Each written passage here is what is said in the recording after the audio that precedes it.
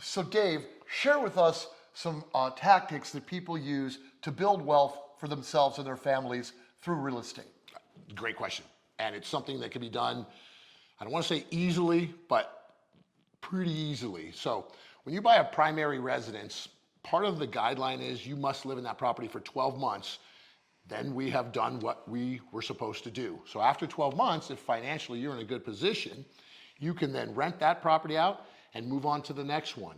And again, depending on your financial situation, you could do that every 12 months and have those rentals. And it's an amazing way to build wealth through real estate.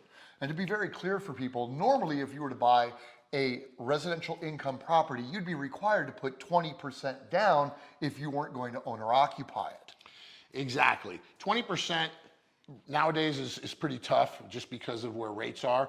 So I typically tell my investors 25 to 30% down.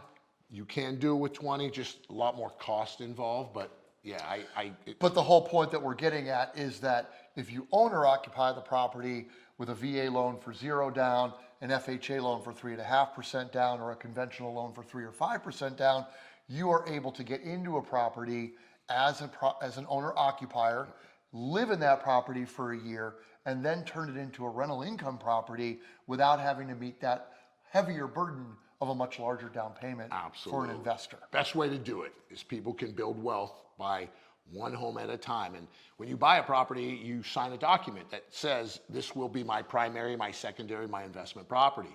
So when you sign that one for primary, the guideline says you've got to stay in for 12 months. Now again, things happen, life happens, job transfers, things like that. But in general, that is the guideline. So stay in for 12 months, rent that out, and make your move to the next one.